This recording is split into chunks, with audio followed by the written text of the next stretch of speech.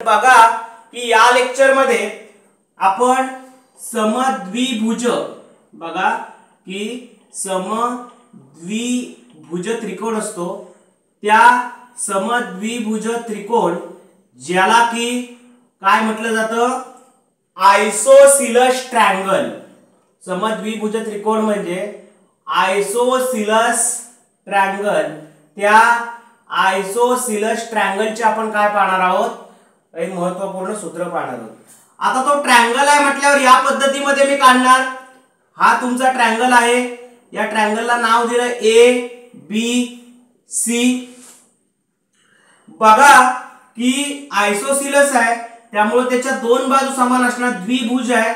समद्विभुज, द्वि म्हणजे किती दोन, भुज म्हणजे बाजू, भुजा म्हणजे बाजू, त्याच्या दोन बाजू आणि सम म्हणजे समान, त्याच्या दोन बाजू समान असतात। बघा आयसोसिलसच्या दोन बाजू समान असतात म्हणून याला ए म्हणायचं, याला ए म्हणायचं बरोबर, आणि याला काय म्हणायचं एच म्हणायचं, आणि याला म्हणायचं बी। आता बघा की समभुज त्रिकोणाचं क्षेत्रफळ काय येतं तर बी गुणिले एच भागिले 2 म्हणजे काय की base multiply with height divided by 2। हा कसला फॉर्म्युला आहे तर समभुज त्रिकोणाचं क्षेत्रफळ।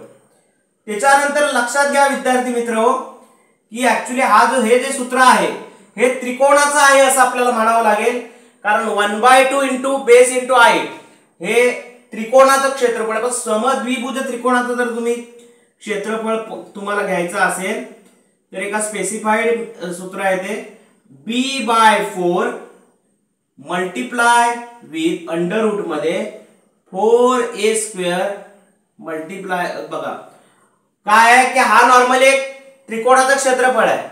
नॉर्मली एक तुम्ही त्रिकोण कन्सिडर केला आणि राईट अँगल ट्रायंगल असेल, यानी या राईट अँगल ट्रायंगलचं ते कन्सिडर केलेलं आहे। हे काटकोन त्रिकोणाचं क्षेत्रफळ असं आपण त्याला म्हणू शकतो। हे कसलं त्रिकोण आहे काटकोन त्रिकोणाचे क्षेत्रफळ असं आपण त्याला म्हणू शकतो।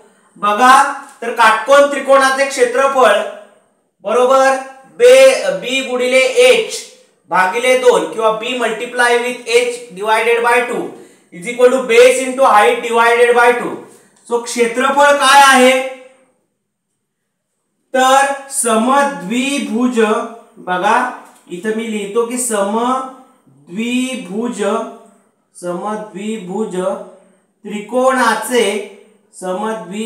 त्रिकोणाचे क्षेत्रफळचं सूत्र काय, समद्विभुज त्रिकोणाचे क्षेत्रफळ बरोबर b divided by 4 multiply with in square root और अंडर रूट मध्ये 4a² मायनस b²। त्यानंतर परिमिती काय येते समभुज त्रिकोणाची परिमिती काय येते 2a plus b, twice a plus b।